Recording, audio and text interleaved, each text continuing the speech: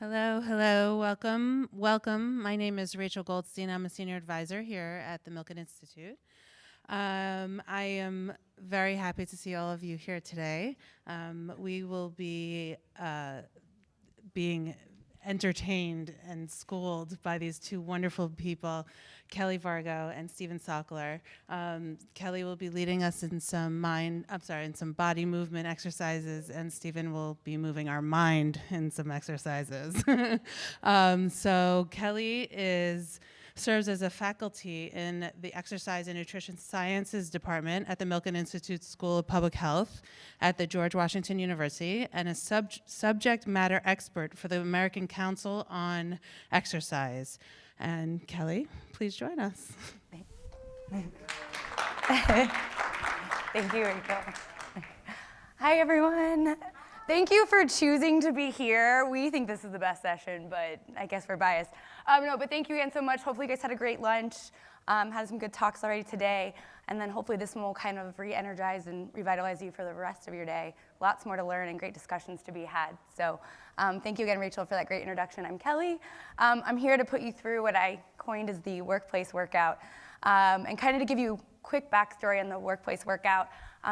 As Rachel mentioned, I'm faculty over at the Milken Institute School of Public Health, where I did my graduate work. And I was on the strategic planning committee for the school, and Dean Goldman, our dean of the school, had asked, Kelly, we're gonna be in these 2 days of retreats, and everyone's gonna be in these serious meetings. Can you put something together? You're known as the exercise person around here. And I'm like, you want me to get these deans moving? That's gonna be a hard charge. Yeah, we're the School of Public Health, but everyone's in suits and everyone's buttoned up. And but I was like, okay, I can do this.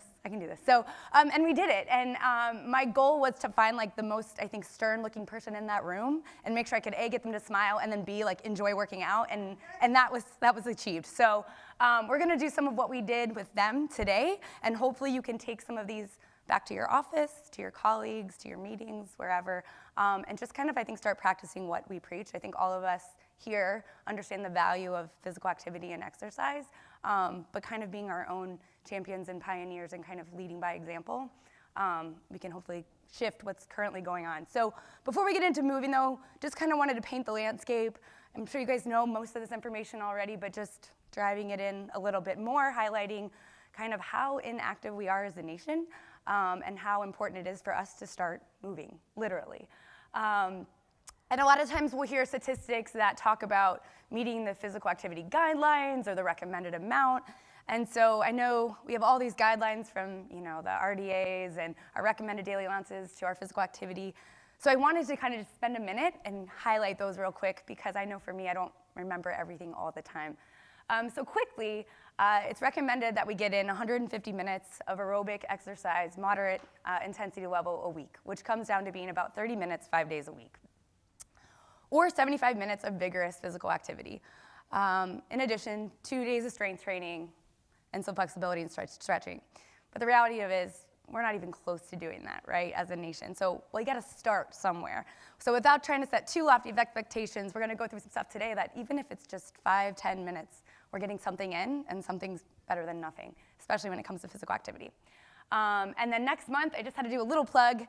The National Physical Activity Plan for 2018 is coming out. It's the second one. The last one was in 2008. So lots of good information coming out there. And then just driving home that point one more time. We got to do this, right? It's the 4th leading cause of global inactivity, or global mortality, is physical inactivity. And as we get older, that relationship gets closer. So I wish I would have thought to put a picture of my grandma. She's 97, and we FaceTime, and she literally will say, Kelly, look, I can still squat. And so, and I ask her all the time. We did this little YouTube video, and I was like, what is the secret? And she's like, you literally have to keep moving. Don't stop moving. And I'm like, so one of my goals is to sit down with her and really kind of get all those pieces of information and knowledge, just because I think there's a lot that she has to offer, but one of her things is always keep moving. And I didn't have time to do too much research as of last night, but one of my students yesterday in class let me know about that recent study that came out from the Cleveland Clinic that highlights even more so that not exercising is worse for you than diabetes, smoking, and heart disease. That's a lot, right? And so little things we can do, what we're gonna do today, being more active, it adds up over time. which kind of came to my little analogy. So I was walking into the Milken Institute yesterday. This is in our building. And it's really awesome when they structure the building. The staircases are one of the first things you see when you walk in to kind of promote taking the stairs. And I thought about it. I was like, yeah, I take these things every day. But for me, it's like a small token of investing in my health. And so I kind of coined the term your H401k for your health 401k. And oftentimes we're thinking about we're contributing to our 401k and for when we retire, but like what are we doing to contribute to our health every day? And I try to teach this to my undergrad students. Like I know you're in your 18, 19, 20 years old, and you're not thinking about when you're 50 or 60. But it's really important that you do, even if you're not like immediately thinking about it, but doing things that, even though it's just to work out and look good now, but what is it doing for you later? So that's what we're gonna do today. You guys are already doing it right now. You're investing in your H401k for being in this room, and then you're gonna keep doing it. And I thought this was an interesting statistic. Even if we just stand 30 minutes more than we currently do, this isn't counting for any other change, there's an average weight loss of 5 pounds a year just by standing more. Kind of going to get, counterintuitive to that statistic where we're sitting for like 12 hours a day. So again, just start moving more. So we're gonna do a little example of the workplace workout. So basically for today, because of the setup in the room, we're just gonna do some chair exercises, but I do have a handout in the back that has some wall exercises, some standing exercises, and I'm not a good AV person, but I did make some videos, so there's a link on there. Like if you need demos, you can check those out. And then these, like I said, office, hotel, airport, I always tease the faculty at GW, like I'm gonna walk by, and if you're sitting, you better be doing your exercises. So now we're gonna go. And this is my little plug to all our faculty and staff back at GW. This is our lunchtime. We have a lunchtime workout group where some of the times the dean comes out and trains with us and the janitors, and so it's a cool community building exercise. But anyways, let's get moving, our turn. So we're gonna start out sitting up nice and tall, abs are tight. I'm gonna put this down. Shoulders are relaxed, good, core's tight. All right, so we're gonna do one of my favorites, sit to stand, because it's like a squat. So we're literally just gonna start standing up and sitting down. So stand up, good, squeeze your glutes, abs are tight, good, sit down. Good, we're gonna go 10 reps, great. So you can do this at work. No one knows that you're squatting at your desk, right? But good, but you can, but think about, again, squeezing your glutes, squeezing your quads, abs are tight, shoulders are straight, good, let's go, 3 more. Good, nice job. 2, good, last one. Good, let's go ahead and sit down. So we're just gonna go right into leg extensions. Again, if you've been to a gym and on a leg extension machine, you're just extending your legs. Good, and I wanted to do exercises today that were dress proof, to prove that us ladies, we can still do stuff, right? Our attire shouldn't hold us back from working out. So good, we'll go a couple more here. Good, again, think about contracting your quads, squeezing your abs. Good, everything's nice and tight. Good, for 4. Good, 3. Good, 2. Good, last one. All right, guys, we're gonna hit some upper body, so we're gonna go curl and press, sending our arms down by our side. Good, bicep curl here. So again, we don't have weights, but if you're in the office, if you have cans of soup or staplers or whatever, you can make stuff up. Good, so we're curling, pressing up. Good, overhead press, nice job. Good, so curl.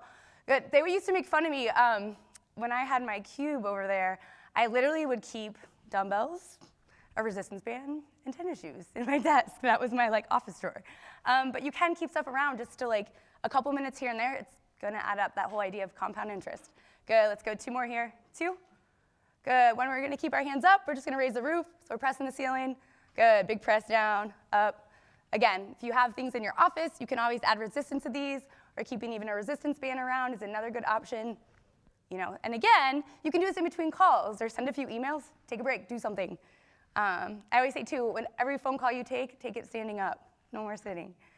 Good, 3, 2, good, 1 more, good, we're gonna come down. Good, now we're gonna bring our hands out in front. We're just gonna do some retraction. So we're gonna press forward and then retract our shoulder blades back. I always say, think about you're squeezing an orange, you're making orange juice, right? So you got that orange in between your shoulder blades, squeeze back. Good, extend forward. Good, back. Good, let's go 3 more. Good, 2. Good, last one here. Good, big squeeze, let's go ahead. We're gonna come down and do a neck stretch. So we're gonna take our right ear to our right shoulder. We're gonna press our left hand towards the ground. You should feel a nice deep stretch in your neck.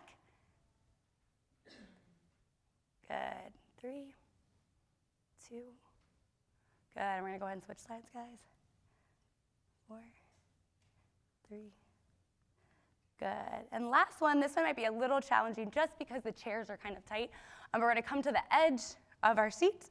We're going to extend our feet forward, and we're just bending our knees up. So this one's a little bit better if you do have pants on. If you do have a dress on, it might be a little bit tougher. But again, we're working our core here, so you should feel that in your lower abdominal muscles. Oh, I do have the other one. I almost forgot. This last one's my favorite one. Good. 3, 2. Good. Last one here, and Jean Goldman loved this, and I was like, okay, and then we have to do this one, and I was nervous. But this one are just glute squeezes, right? But it looks really silly, especially when you're up here in a room, because everyone's head's going to be going up and down if we're doing them right. But literally, we're sitting up nice and tall, and you're just squeezing your glutes. Hold it and release. Hold it. Good. So this is always an easy one you could do, but it does look funny if you're the only person in a meeting and you're bored, and you're like, oh, let me just do some exercises.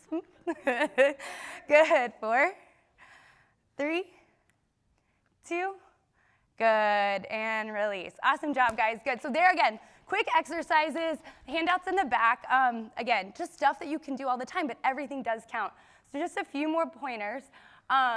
This was my dad. I had to do a shout out to him. So he's a physician back in Ohio, but we built a new office last summer, and I came home, and I'm like, you're not allowed to sit. And so he had the construction worker. It's almost like we named it, Rachel and I, the Murphy desk instead of the Murphy bed, because this just folds up, and then it like folds down. But so things that you can do, like make a standing desk. Even if you don't have a Veridesk or expensive desk, like grab a couple textbooks, get a piece of wood, make a shelf. Set watches and alarms or to make you move, even if you just set a reminder on your phone, hey, stand. I know like the new Apple Watch or the Fitbits, they have little things that ding if you're sitting too much. Use those. Schedule walking meetings, like to do that. So oftentimes at school we'll do that instead of having a sitting meeting. We'll say, hey, let's go for a walk, catch up, debrief. Keep equipment in your desk. Again, just setting up cues that kind of initiate that behavior. And I always say to schedule it in. So it needs to be a priority. You are a priority. So just like you have that money taken out of your account and put into your 401k, you need to invest that time in yourself now too, because it will pay off later and compound over time. So that's it. Your call to action from me, which you've already done some, is to start investing in your health 401k today and try and do that every day moving forward so we can set the tone. All right, thank you guys so much.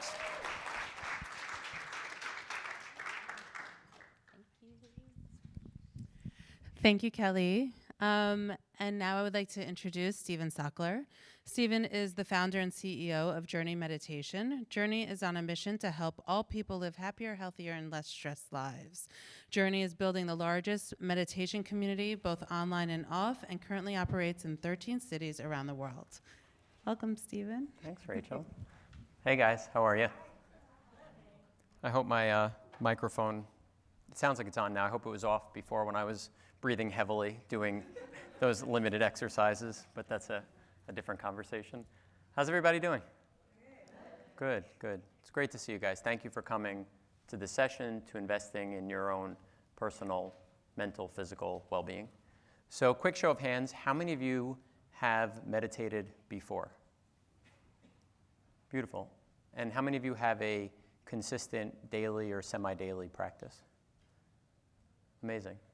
So it's interesting, I've been teaching for the last 4 years, and over the last 4 years, the answer to that question has changed quite a bit. When we first started, it was something where you'd see people like sort of maybe put their hand up, like slightly embarrassed, there'd be maybe 1 or 2 people, and now people, number one, the total volume of people that have a practice has increased, and number 2, the way people express themselves about it has gone up. Now meditation's become much more acceptable, which is really cool.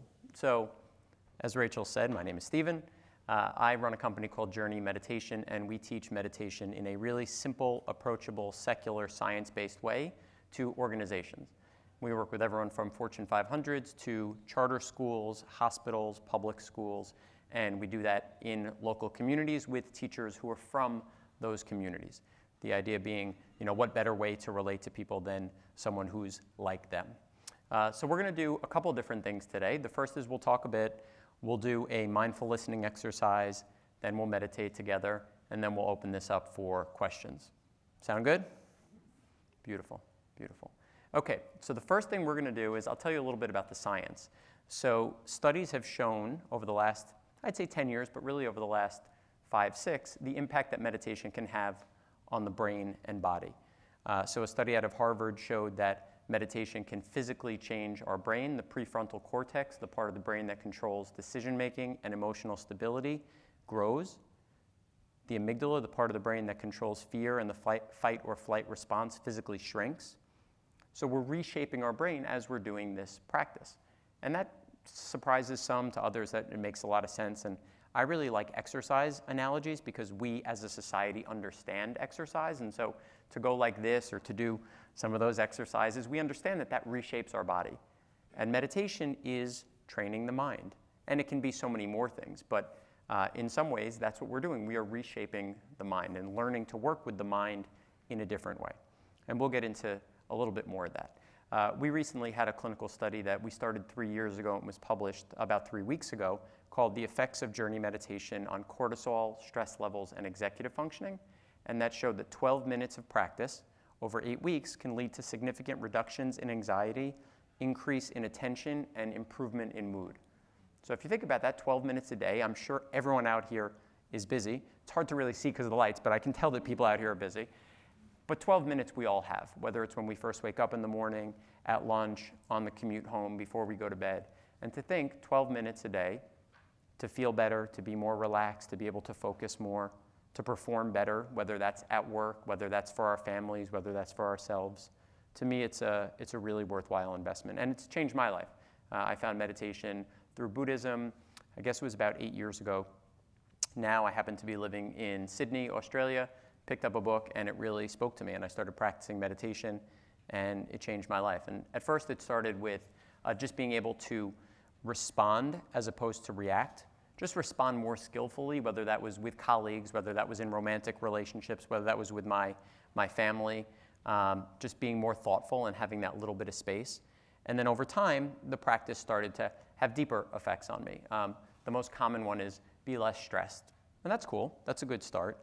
But my favorite definition for meditation is the Tibetan word gom, G-O-M, which means to become familiar with. And meditation is a practice where you start to become more familiar with your thoughts, with your emotions, with your reactions. And for me, that was both really fascinating and incredibly helpful. How do I show up in different environments? How do I respond to different things? Just getting to know myself better was really, really helpful. Okay, that being said, we're going to start out with a mindful listening exercise. Now, this requires you to find a partner. And I see we're sitting in sort of scattered spaces, so I'll give you a minute. If everyone could go and find a partner, ideally someone you don't know, husband and wife, you can go and make new friends. Find a partner, someone that you did not come with, and then I'll give you directions from there.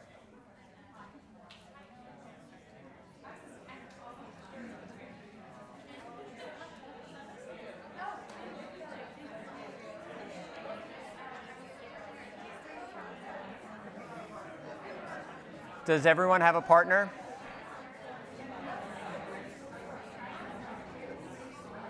Okay, everyone looks like they have a partner. Everyone's getting to know their partner. That's beautiful. Wonderful. Does anyone not have a partner? Okay, fantastic. So here's what we're going to do. In this exercise called mindful listening, one person is going to speak for 2 minutes. I'll make it a minute and a half just to go easy on you. A minute and a half, one person will speak and the other person will just listen. Okay, so no response, just listening. And then we're going to switch. Okay, and what I'd ask you to do is just notice what it feels like to speak and the other person simply listening. And vice versa, know what it feels like. Become aware of what it feels like to simply listen without speaking. Okay, we'll do it for a minute and a half and then we're going to switch. Is everyone clear on what the exercise is? And then we're going to talk about it. Whoever has the shortest hair, it looks close here in the front, but can go first, can be the speaker first. And the prompt is, where on earth do you have the fondest memories and why? Where on earth do you have the fondest memories and why? Speaker one, you can begin now, and I'll let you know when a minute and a half is up.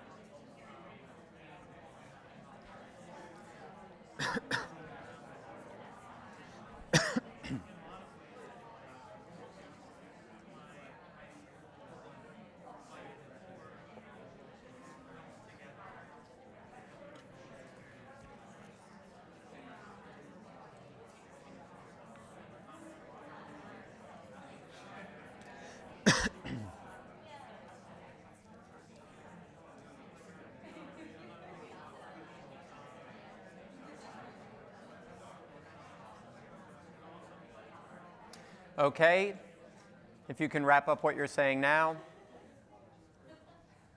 You can thank your partner if you'd like for listening. Okay, now we're going to switch.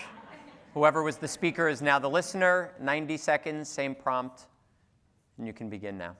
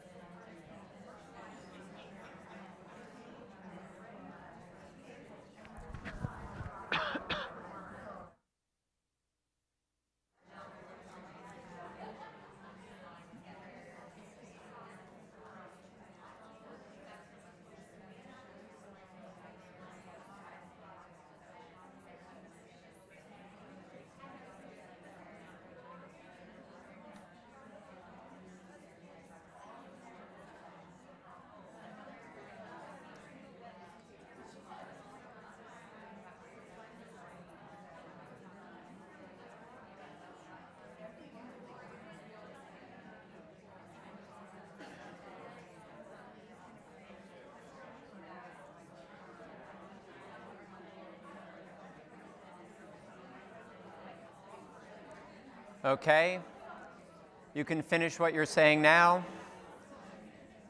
You can thank your partner for listening. And you can return back to the group.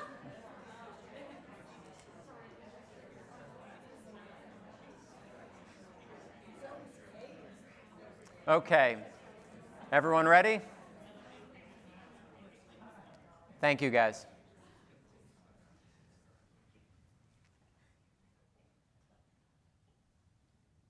Okay, what was that experience like for you? Anyone want to share what it was like as either the speaker or the listener? Yes?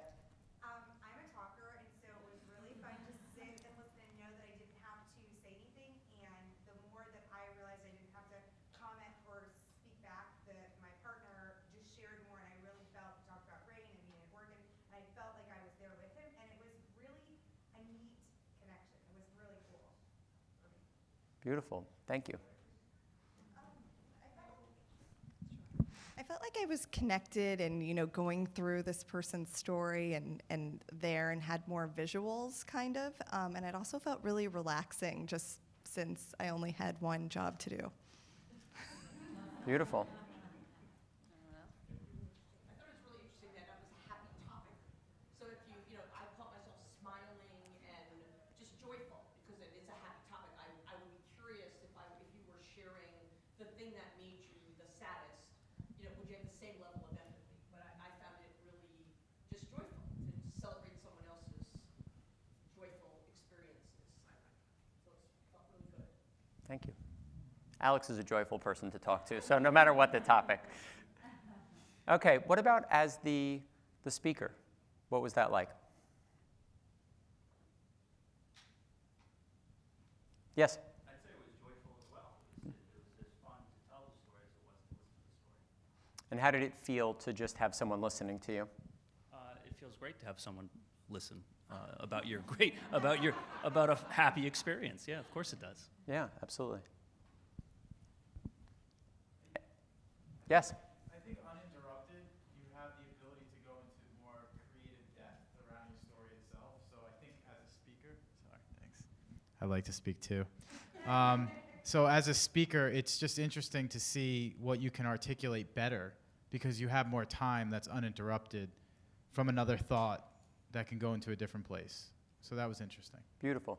So people generally shared positive experiences. Anyone feel uncomfortable, like it was a little weird, like not being able to respond? Yeah, a few folks, or just having to sit there and not be able to say anything.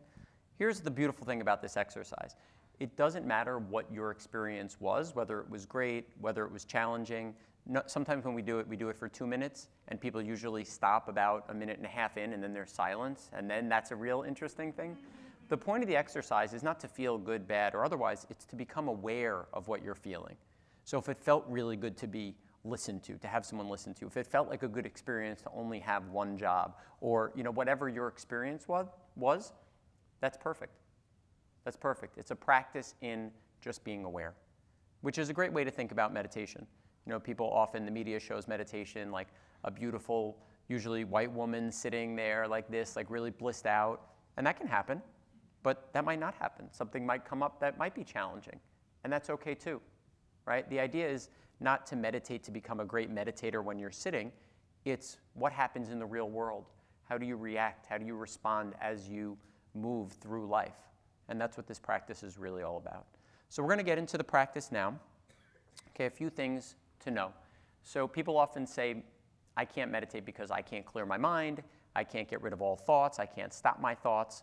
The good news is that's not what meditation is about. As many of you know from the show of hands, meditation is about focusing on one thing. In Journey, we use the breath, so we'll use the breath in this practice, noticing when your mind wanders, and then gently coming back to your breath. Okay, so your mind's going to naturally go wherever it goes. Boy, that chicken at lunch was great. I can't wait to go to the next panel. I'm going to go shopping after this, what have you, whatever your thought is.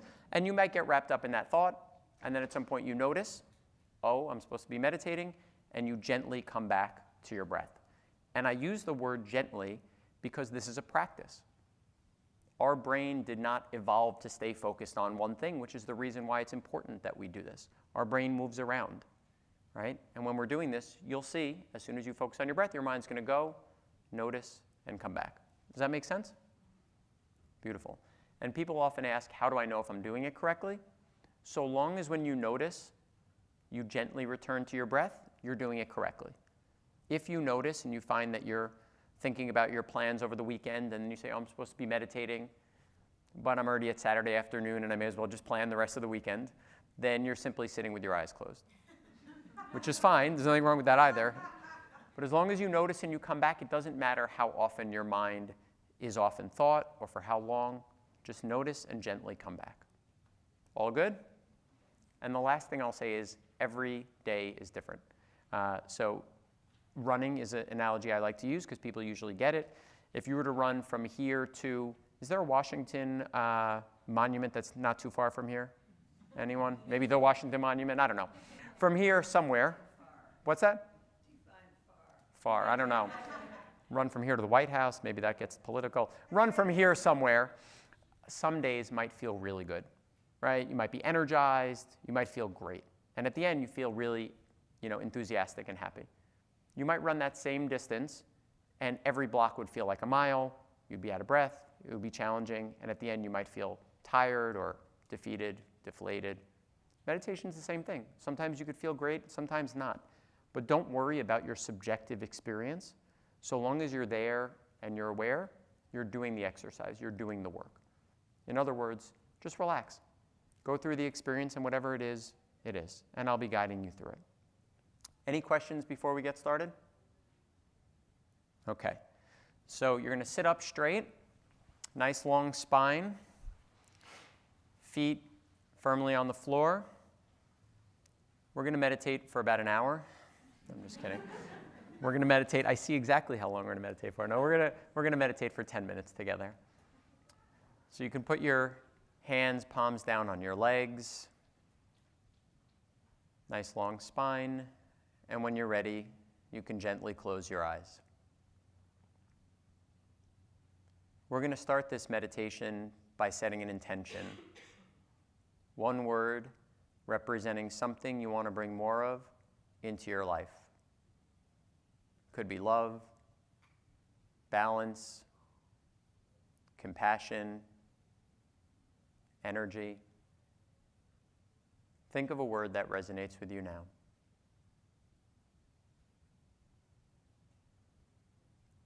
And now, let's take a big, deep breath in through the nose.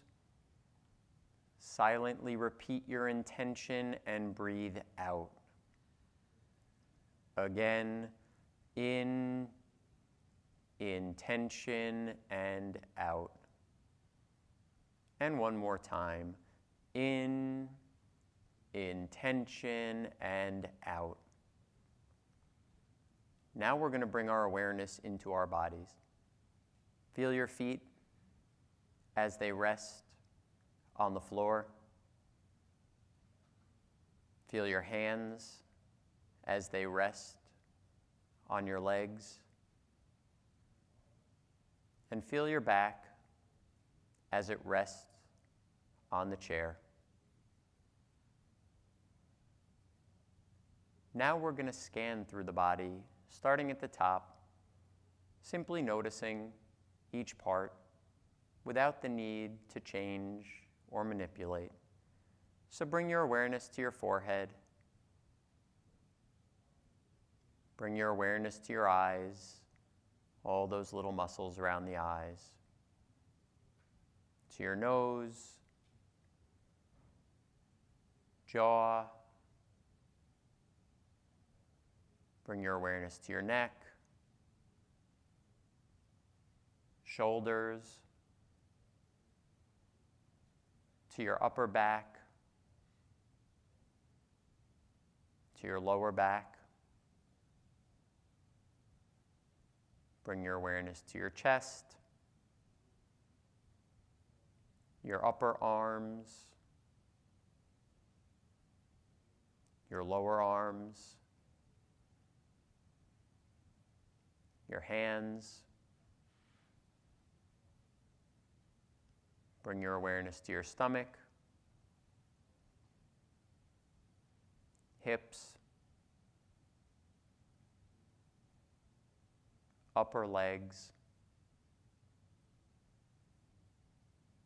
lower legs, and feet. Now that your body is relaxed, bring your awareness to your breath. Simply follow your breath as you breathe in your normal, natural rhythm.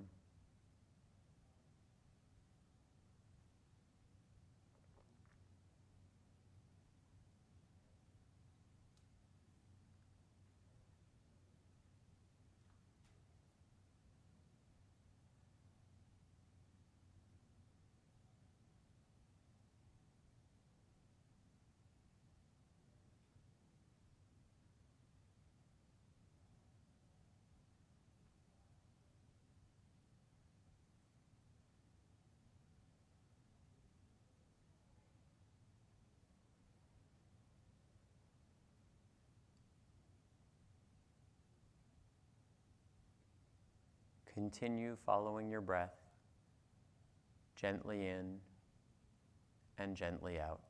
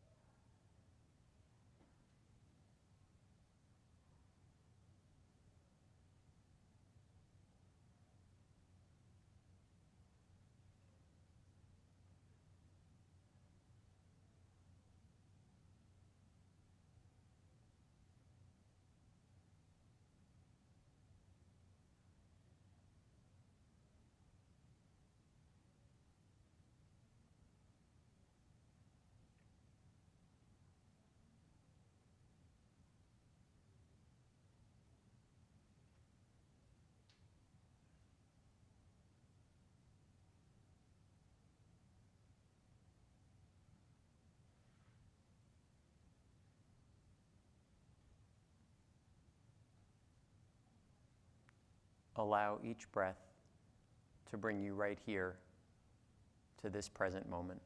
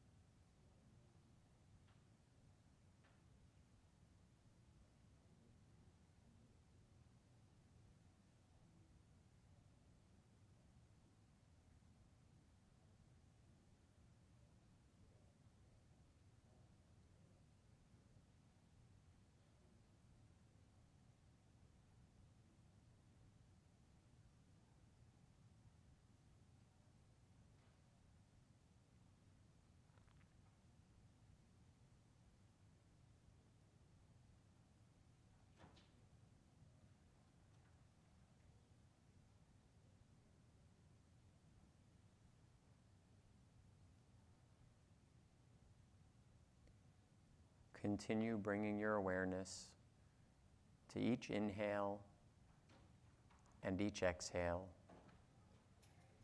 and just let everything else go.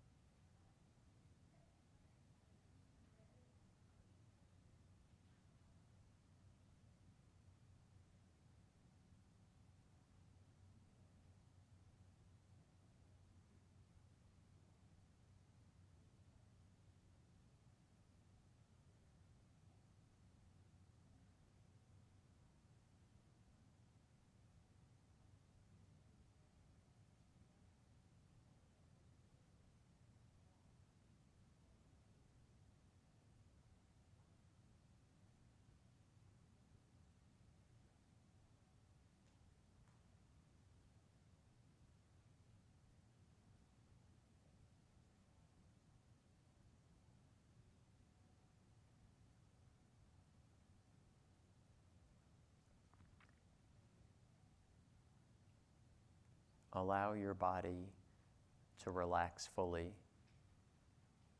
as you continue bringing your awareness to your breath.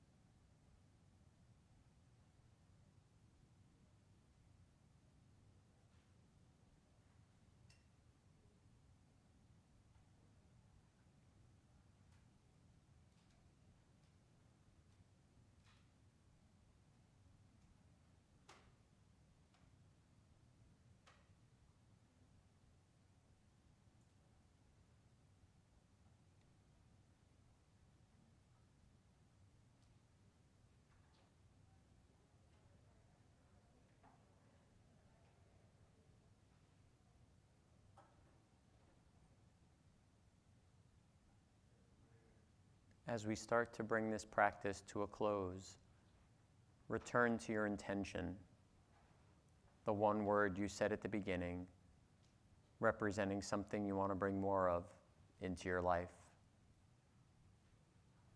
And let's take a big, deep breath in through the nose. Silently repeat your intention and breathe out. Again, in, intention, and out. And again, in, intention, and out. Now take a moment to recognize and appreciate that your practice here today not only benefits you, but all those you come in contact with. And when you're ready, in your own time, you can gently open your eyes.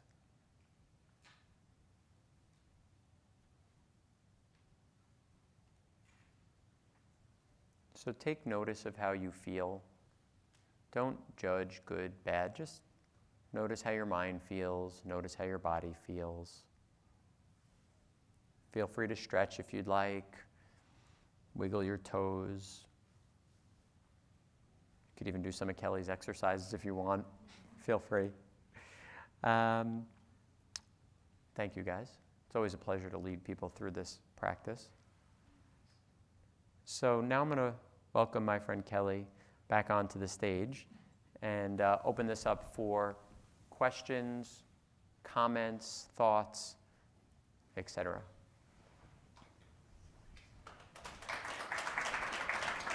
Thanks.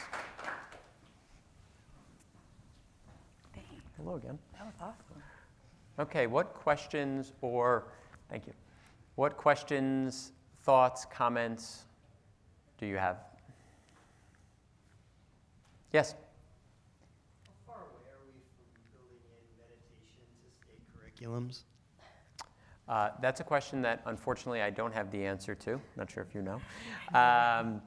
Perhaps someone here does, but I can tell you that it is something that's popping up in different schools. Like we ran a program for PS 89, which is a public school in the Bronx, or I'm speaking to the Board of Ed in New York to see what can be done there. There's a school in Baltimore that got a lot of publicity for replacing detention with meditation, and that being quite impactful. So I don't know the answer kind of across the board, but I do know there are a lot of people working on initiatives like that.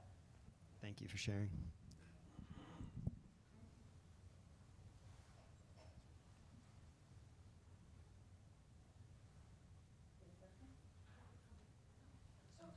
This is workplace wellness. So one of the things maybe we can comment on is from an employer and a company perspective, we've had decades of challenges building the business case and ROI for wellness and well-being. So most of us work with CEOs who give it, in my view, positive lip service, but if you really ask them, they don't really believe that there's a measurable ROI. So I'd love to hear both of you respond to why should senior executives focus on physical and mental well-being, and how do we get them to model the behavior? You want me to start? Sure. Okay. No, that's a very great question. I could say I'm fortunate enough, Dean Goldman is in the room, and I think working at Milken, for me, we've been fortunate enough where we do, like I said, practice what we preach. But I think from my experience in the university setting, this summer I was asked by one of our police officers to introduce a fitness and wellness curriculum to the police academy at GW. And he was a former Marine, and the department had never had anything like this before, and we knew it was going to be tough to get buy-in. But we did that, and when I presented at the graduation ceremony, the VP of the university security approached me and said, "We need to talk, I'll figure out a budget, we need to get something together." And it took, I think, having data. We did DEXAs, measure their body composition, and had like numbers so that we could say, like, this works. And I think sometimes we're gonna need that hard data for these C-level executives to say, like, okay, this is why it's worth it, and I'm sure, Stephen, you could probably speak to that too, like you said, with even that school program, just showing like the benefits there. Yeah, absolutely. It's a great question. For me, it's all about measurable results. Yep. As a business owner, I want to be able to go to a senior executive and say, this is good business, not this is a nice to have and you should do this because it's the right thing. There's a case to be made there, but all about hard numbers. So to share some, we had a clinical study that we did in partnership with Humana that showed that after participating in the Journey program, participants missed 51% less work in the month following the program versus the month prior. So there's real dollars to that. I was at a conference yesterday called Mindfulness in America, and the CEO from Aetna, Mark Bertolini, was speaking about the program that he launched, which is meditation and yoga in the workplace, and they saved $3,000 per employee per year, as well as, I believe the number was 69 minutes of productivity per week. We at Journey also surveyed the participants in the program, and so after just 8 weeks of the program, participants reported, and this is across all clients, so those are tech companies, those are investment banks, law firms, and also hospitals, charter schools, a 10% increase in productivity, a 14% increase in focus, a 17% increase in quality of life, and a 20% reduction in stress. So whether it's in the lab or whether it's people's subjective reports, there's real numbers to say, hey, this is worth doing.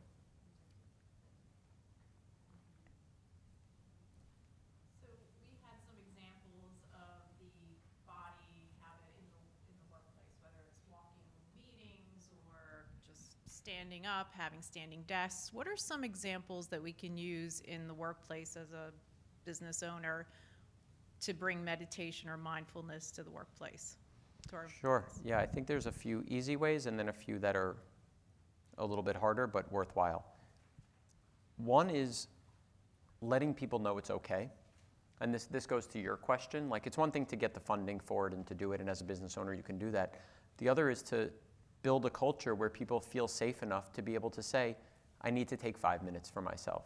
I need to, whether it's take a walk, whether it's be with nature, whether it's just close my eyes and sit. And that's a little bit more complicated. I mean, as a business owner, you probably have an outsized, control over that versus when you're working at large corporations. And I know there's a few of you that do work there in the room. But that's one thing. The easier things are bringing in a program. So having it be where, you as a company, either with an external resource or on your own, say, we're going to sit together. We're going to carve out 20 minutes or 15 minutes or 10 minutes once a week to just sit together and come together and connect in this type of way. That's one, and then there's more. I can share a whole bunch more if you'd like after this. But it's a great question.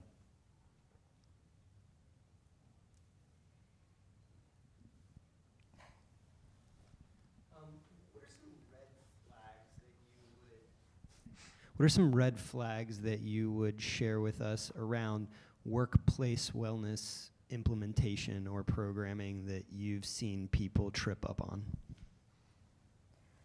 I think I would say, what kind of taking up what Stephen just said is kind of the culture. I think creating that space where it's okay to go for a run in the middle of your workday, or it's okay to, stand and not kind of follow these traditional, workplace settings. And I think kind of it's up to us, and this might sound a little like woo-woo-y, but it is up to us to kind of, start leading by example. And I think we'll start getting that change in the culture. But I think for me, that's one of the biggest things I've seen outside of where I work in public health, but then kind of being in more corporate America, or even, when I went back last summer and spent it in Ohio, kind of the Midwest, and that more sedentary lifestyle, driving all the time, and, kind of coming up with ways to get buy-in, I think, too, from people that it's new to them or it's foreign. It doesn't just come intuitively. I think all of us in this room, we're champions for health, right? And so I think culture, and then I think translating that knowledge and almost efficacy that people are able to do so. Yeah, to add to that, one thing that I've seen that can be challenging is sometimes when people make things mandatory. We really like this idea of worthy inquiry. Like, my mom doesn't meditate, for example, and I don't push it on her. If she ever asks, I'm available to speak about it, but that's her thing. I'm glad I got my mom plug in for this afternoon. Second thing would be oftentimes HR, which is who we often work with, are the ones who are championing the program. And if they do that without getting some level of senior buy-in, it can be challenging because while the program could be going on, you have a manager who might make some kind of offhanded comment like, oh, they're meditating now, or oh, I went to look for you and you weren't there. Guess you must have been meditating, and things like that. Kill a program right away. Like if you don't give it the nourishment it needs, you're just wasting your time and energy. So having HR reach out to some senior leaders who say, this is something that I do. And one of the nice things now, to go back to where I started, when people raise their hands, is that people are actually saying, like, I've been practicing for 25 years and it changed my life. It changed the relationship I have with my partner or my kids or whomever. So getting senior buy-in is a little bit easier now than it has been even 2 or 3 years ago.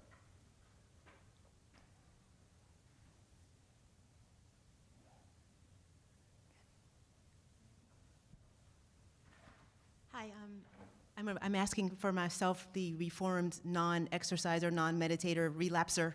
How do you stay motivated? Like, how do you keep yourself going? I mean, I got sick 5 years ago and stopped working out. So so how do you, tips you have for continuing your practice of meditation, but also incorporating more exercise? I love those slides you gave. I'm going to try them, and I did make a makeshift stand-up desk last week because I got to get out of my chair, but welcome any suggestions. You want to go ahead and take Sure. I'll start with exercise for me personally. So I used to be heavy. I lost 85 pounds. And the truth is, as much as I meditate and want to be very zen and ego-free, I actually still have like quite an issue there that I'm working through. And so for me, I exercise because I don't want to go back to being really heavy. So that to me, it's an insecurity thing, which is not helpful, but just sharing personally, since that was how the question was asked. As for meditation, different reason. So for meditation, when I meditate, which I do every day, I show up differently for my colleagues, for my friends, for my fellow teachers, in conferences in a much different way. Much more patient, much more compassionate. I listen first instead of, I'm similar to you, a speaker. I like to chat. So for me, it's in order for me to be in the world in the way I want to be, I need that practice.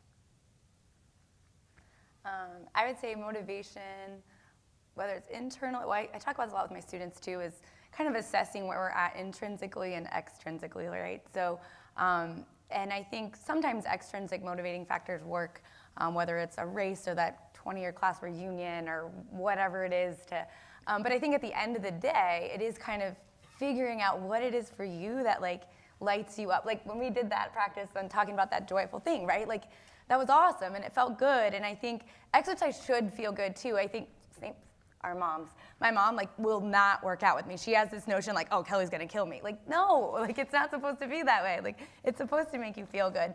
And so I think kind of like looking at yourself, like what is it that makes you feel good? Or, I mean, one thing I think these go hand in hand in some capacity, right, is, I don't know, for me, for the longest time, I wasn't a runner, and then I started running more, but it was a chance to almost meditate. Like I would just get in my head and think things through, and it was my time to kind of get away, and I felt like escape. So I think finding something that, whatever it is that, and don't be so hard on yourself. I think we're so hard on ourselves, not to speak just to the women in the room, I'm sure men are too, but I think being a female too, we kind of put all these other pressures on ourselves, and then we almost, sometimes we'll feel guilty about working out because we're taking away from the other things we're supposed to be doing. And so I try to go back to thinking about it being, like I said, an investment in yourself and kind of your self-care. And the other thing, and I meant to plug this earlier and I forgot because I should have meditated before I talked today. I had all these thoughts. Is social support is huge. And that's one thing we have like group classes or finding a friend or a colleague that you can either go for a walk with at work or even just texting, hey, are you gonna go run today? And just, keeping each other accountable because we're not in this alone. And I think so even with exercise, yes, we get an individual benefit, but we are helping each other out too. So that might help. You can text me. I'll make sure you get out and move. I'll piggyback on that in one thing. So meditation for the last several thousand years has been practiced in communities. It's something that we have done in tribes with other people. And for the last few years, it's something that we do on our phone by ourselves, right? Like apps are a lot more popular now, and apps are great. And one of the things that we're building at Journey is the world's first live group meditation app. So think like Peloton for meditation, live classes, live teachers, going back to my original point, communities led by members of that community. For example, a new mom community led by a new mom, a community for people of color led by a person of color, or LGBTQ, or someone, an entrepreneur, what have you.